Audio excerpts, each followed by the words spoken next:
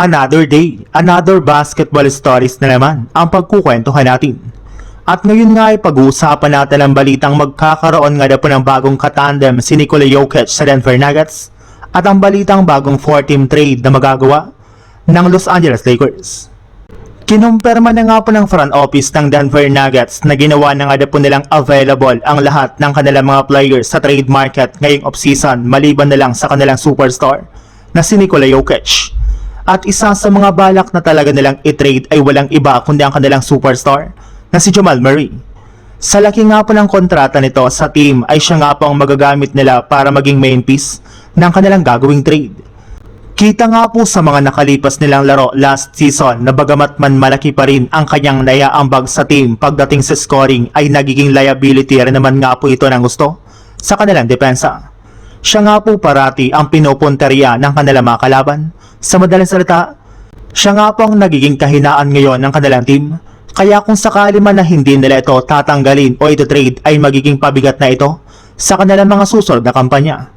Meron rin naman nga pong mas magagaling na point guard na pwede nga po nilang makuha sa isang trade bilang kapalit ni Jamal Murray.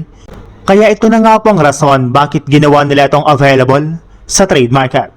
Sa ibang balita naman, alam naman nga po ninyo na sobrang desidido talaga ang Miami Heat na makuha si Giannis Antetokounmpo mula sa Milwaukee Bucks.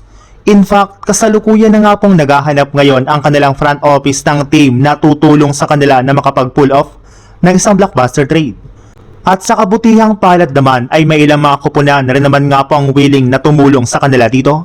Kagaya na lang ng Detroit Pistons na siyang sinasabing kupunan na kukumpleto sa gagawing blockbuster trade kasama mga teams ng Miami Heat at ang Milwaukee Bucks. Pero hindi lang naman nga po Pistons ang pwedeng tumulong sa Miami Heat dahil maging ang Lakers ay pwede rin naman nga pong maging ika-4 na kupunan na sasali sa kanilang gagawing trade. Maaari nga po silang gumawa ng 4-team trade kung saan makukuha nga po dito ng Miami Heat si Giannis Antetokounmpo, Bobby Portis Jr. at Dalton Knecht. Sungkit naman nga po dito ng Pistons sina Tyler Hero at Jake LaRavia. Kuha naman nga po dito ng Bucks sina Kelly Oubre, Jaime Jaquez Jr., Isaiah Stewart, Nikola Jokic, Marcus Gasol, Caris LeVert, Jared Vanderbilt, number 13 at number 25 future first plus swaps via Miami, habang Lakers naman ay posible nga po ditong makuha sina Miles Turner at Andre Jackson Jr.